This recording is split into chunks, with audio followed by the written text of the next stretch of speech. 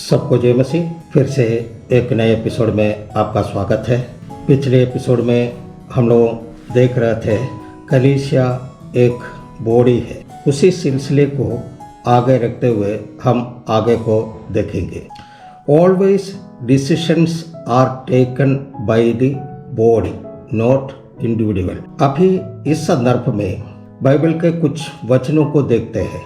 कोई कार्य करना हो या कोई निर्णय लेना हो, सब मिलकर करते हैं। प्रेरितों का किताब का 8वां आयत, उसका 14 से लेकर के 17वां वचन तक हम लोग देखेंगे। एक एक वचन को हम लोग यहाँ पर पढ़ेंगे। 14वां वचन, जब प्रेरितों ने जो यरूशलेम में थे सुना कि सामरियों ने परमेश्वर का वचन मान लिया है, तो पतरस और यूहन्ना को उनके पास भेजा। इस वचन में हम देख सकते हैं एक समूह, प्रेरितों का समूह मिलकर दो व्यक्ति को चुनता है और उन्हें एक कार्य के लिए भेजते हैं। 14 आयत का 23वां वचन में इसे लिखा है, और उन्होंने हर एक कलीसिया में उनके लिए प्राचीन ठहराए और उपवास सहित प्रार्थना करके उन्हें प्रभु के हाथ सौंपा जिस पर उन्होंने विश्वास किया था। और प्रेरितों का 15वां आयत 1 और 2 वचन में लिखा है, फिर कितने लोग यहूदियों से आकर भाइयों को सिखाने लगे कि यदि मूसा की रीति पर तुम्हारा खतना न हो तो तुम उद्धार नहीं पा सकते हो। प्रेरित 15 का 6 में इसे लिखा है, तब प्रेरित और प्राचीन इस बात के विषय में विचार करने के लिए इकट्ठे हुए। यानी कि सब एक साथ कोई बात को चर्चा करने के लिए, कोई निर्णय लेने के लिए सब एक साथ में मिलते थे। प्रेरितों का 16वां आयत का 4 और 5 वचन में लिखा है, और नगर नगर जाते हुए वे उन विधियों को जो यरूशलेम के प्रेरितों और प्राचीनों ने ठहराई थी मानने के लिए उन्हें पहुंचाते जाते थे। इस प्रकार कलीसिया विश्वास में स्थिर होती गई और गिनती में प्रतिदिन बढ़ती गई। और प्रेरितों का 21वां आयत का 17वां से लेकर के 19वां वचन तक अगर हम पढ़ते हैं, जब हम यरूशलेम में पहुंचे तो भाई बड़े आनंद के साथ हमसे मिला। दूसरे दिन पौलुस हमें लेकर याकूब के पास गया जहाँ सब प्राचीने इकट्ठे थे। तब उसने उन्हें नमस्कार करके जो जो काम परमेश्वर ने उसकी सेवकाई के द्वारा अन्य जातियों में किए थे एक एक करके सब बताया। कुछ भी निर्णय लेने की बात आती है तो सब प्राचीन इकट्ठे होते थे। अभी हम देखेंगे चर्च में, कलीसिया में सब लीडरशिप कब से आया है। इन AD 300 किंग कॉन्स्टेंटाइन जो राज्यत्व और कलीसिया के बीच में एक संबंध बनाया। इसी कारण से उस राज्य का जो भी पॉलिटिकल इश्यूज और अदर कार्य वो सब डिस्कस करते थे चर्च के अंदर में। उसके नतीजा क्या हुआ, बिशप हो या फादर हो या पास्टर हो, वो सब एक लीडर के रूप में उभर आया। उस समय से कलीसिया या चर्च का पतन शुरू हुआ। इसी कारण से चर्च का, कलीसिया का एक लीडर बन गया। कैथोलिक वाले इसको अभी भी मानते हैं। पास्टर का काम बॉडी को फैसिलिटेट करना है। कलीसिया एक जिस्म है, एक ऑर्गेनिज्म है।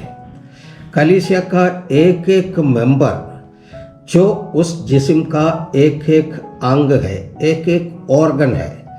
कलीसिया का बढ़ोतरी का मतलब है एक एक अंग का बढ़ोतरी। अब हम एक बात को देखेंगे, चर्च में जो गवर्नेंस कैसे आया। तो यहाँ पर एक चार्ट हम देते हैं, वो एपिस्कोपल चर्च का स्ट्रक्चर है। उसी में सबसे ऊंचा में है द पोप, उसके नीचे में कार्डिनल्स आते हैं, उसके नीचे में आर्च बिशप है, उसके नीचे में बिशप है और उसके नीचे में प्रीस्ट है, यानी कि फादर लोग हैं। तो वो एक स्ट्रक्चर है। इसी में जो पेंटेकोस्टल चर्च का स्ट्रक्चर कैसे है, पेंटेकोस्टल चर्च का स्ट्रक्चर का सबसे ऊंचे में है यीशु मसीह, यानी कि हेड ऑफ द चर्च।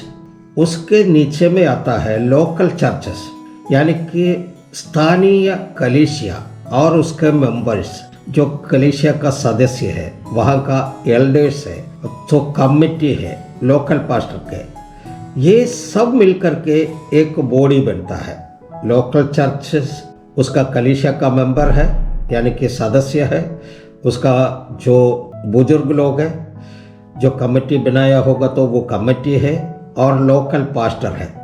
ये सब एक बॉडी है। उसके ऊपर में आता है डिस्ट्रिक्ट, यानी कि सोनल हेड्स, जो सोनल का कार्यभार संभालते हैं, जो जिला का कार्यभार संभालते हैं। वो उसका काम क्या है, जो लोकल चर्च जो है, जो स्थानीय कलीसिया है, उसको वो मैंने प्रोत्साहन देना है, उसका बढ़ोतरी के लिए जो कुछ मैंने आवश्यकता है उसको पूरा करना है। उसको ऊपर में आता है कमेटी, काउंसिल, यानी कि पूरा जो संस्था है उसका कमेटी है, उसका काउंसिल है। उसका काम क्या है, जो चर्च का पॉलिसी और स्ट्रैटेजी को बनाना है। उसके ऊपर में है जो प्रेसिडेंट या सेक्रेटरी, वो माने उनके नीचे का जो भी लोकल लीडर्स है उनको मजबूत करना उनका काम है। आप लोग सब जानते हैं अधिकार एक नशा है, वो नष्ट होने से लोग पागल हो जाते हैं। हम लोग सब देखता है, हम जिस संस्था में थे उसी संस्था में हम भी एक जोनल लीडर का रूप से काम कर रहे थे, सेवा निभा रहे थे। वहाँ पर जो है, जो हमने देखा है उस संस्था में, वो अधिकार के लिए लड़ाई करते हैं। यही एक कारण है हम उस पदवी से त्याग पत्र दे दिया, हम अलग हो गया। परमेश्वर मुझे बुलाया है सेवकाई के लिए, लड़ाई झगड़ा करने के लिए नहीं। वो एक नशा होता है, एक बार पदवी में बैठने के बाद लोग उसके पीछे पागल हो जाते हैं। लेकिन परमेश्वर यीशु मसीह कहता है, मैं अपनी कलीसिया बनाऊंगा, अथोलों का फाटक उसमें प्रबल नहीं होगा। परमेश्वर ने मूसा को बोला, तुम फिरौन के पास जाकर बोलो कि मेरे जन को छोड़ दो ताकि वो परमेश्वर की आराधना करे। मूसा ने परमेश्वर से पूछा कि फिरौन अगर पूछे तुमको किसने भेजा है तो मैं फिरौन से क्या बोलूं? यहोवा मूसा से कहा, तुम जाकर के बोलो, मैं जो हूं सो हूं, मैं कहने का योग्य केवल परमेश्वर है, जिसके पास अधिकार है वही ऐसे बोल सकता है। हम पृथ्वी पर जो भी अधिकार देखते हैं वो सब तात्कालिक है, वो सब टेम्पररी है, कुछ दिन के लिए है, उसका एक समय सीमा है। लेकिन परमेश्वर का अधिकार जो है वो सारे मानव जाति के ऊपर है, सारे सृष्टि के ऊपर है। वो अनादि से लेकर के अनंत काल तक वो अधिकार उनके पास है। इसलिए परमेश्वर बोला है, मैं जो हूँ सो हूँ, यानी कि मैं कहलाने का अधिकार सिर्फ परमेश्वर का है। हम लोग यहाँ पर पृथ्वी पर देखते हैं, मैं सब कुछ है, मैं सब कुछ है, ऐसे कह करके लोग कहता है, ऐसे सीना तान करके चलता है। मैं नहीं रहता तो वो नहीं होता, मैं नहीं रहता तो ये नहीं होता, मेरा माने वैल्यू क्या है ये तुम लोग नहीं जानते हैं। ऐसे ऐसे मैं खैर उसको छोड़ देते हैं। 1890 में अमेरिका में लिखा हुआ एक रूल है, उसको रॉबर्ट्स रूल ऑफ ऑर्डर कहता है। जो जनरल बॉडी मीटिंग में फॉलो करते हैं। ये जो ऑर्डर जो है अभी दुनिया का करीब करीब सभी जगह पर जहाँ पर भी जनरल बॉडी होते हैं वहाँ पर ये लॉ लागू करता है। हमारा इंडियन पार्लियामेंट में भी इसी तरह का आज भी डिसीजन लेते हैं, क्योंकि ये सारा जगह ये रोल लागू करता है, रॉबर्ट्स रूल ऑफ ऑर्डर्स बोल करके। उसका भी एक चार्ट हम यहाँ पर देते हैं। उसी में स्पीकर एक बात का प्रश्न करते हैं, मोशन करते हैं। वो मोशन मोड माने वो एक और व्यक्ति उसको सेकंड करना होता है। उसके बाद पास नहीं होते, वो चेयरमैन के पास जाते हैं। वो माने जनरल बॉडी के सामने इसको प्रस्तुत करते हैं। उसके बाद वोटिंग होता है। वोटिंग होने के बाद वो अगर पारित हो जाता है तो सेक्रेटरी या जो लीडर है, जो उस पदवी पर बैठा हुआ चेयरमैन है, उसको मूव कर देते हैं, उसको पास कर देते हैं। यही सिलसिला अगर कोई नियम कानून का व्यवस्था का अमेंडमेंट करना भी है तो यही प्रोसेस होता है। तो यीशु मसीह कलीसिया का सिर है, पास्टर और विश्वासी लोग शरीर है। All the decisions are to be taken by the general body. Pastor and committee will only implement the decisions. ये हर जगह लागू होना चाहिए। ये पेंटेकोस्टल कलीसिया में भी हम देखते हैं, माने चर्च का कमेटी है, चर्च का जनरल बॉडी है, सब कुछ है, लेकिन वहाँ पर सारे डिसीजन लेते हैं, सारे माने बात जो पास्टर के अधिकार का सीमा में वो खुद ले लेते हैं। माने कमेटी सब अपना अलग रखो, जो मैं बोलूँगा वही यहाँ पर लागू होना चाहिए। ऐसे माने पास लोग जिद करके बैठते हैं। लेकिन ये नियम है कि अगर यीशु मसीह उस कलीसिया का सिर है तो बाकी सब जो पास्टर भी है, काउंसिल मेंबर्स भी है, कमेटी मेंबर्स भी है, ये विश्वासी भी, ये सब जो है वो शरीर का अंग है। ये पास्टर लोग नहीं समझता है या कमेटी मेंबर्स नहीं समझता है।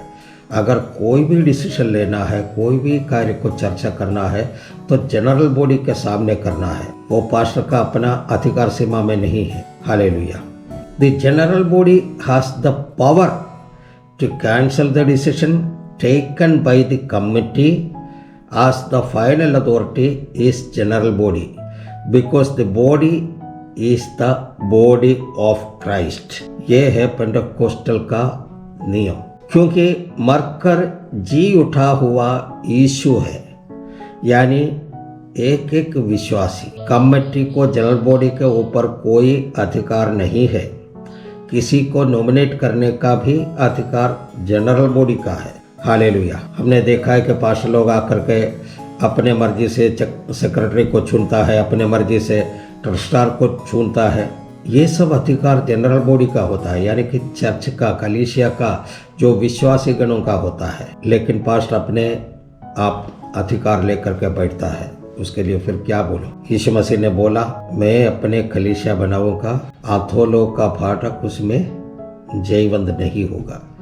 पास्टर कितना भी कोशिश करे या कुछ भी करे, पास्टर उसी में सफल नहीं होगा। एक वचन को पढ़ते हैं, पहला कुरिन्थियों का किताब का 12 अध्याय, उसका 12 से लेकर के 14 तक।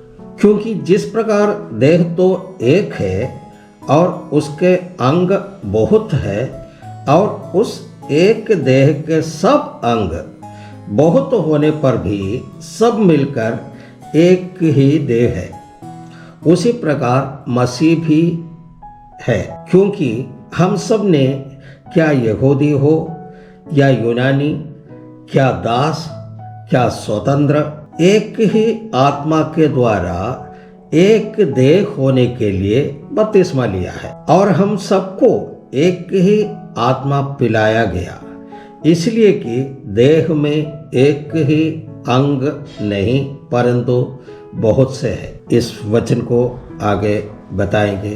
अभी यहाँ पर समाप्त करते हैं। तब तक के लिए सबको जय मसीह, सबको धन्यवाद।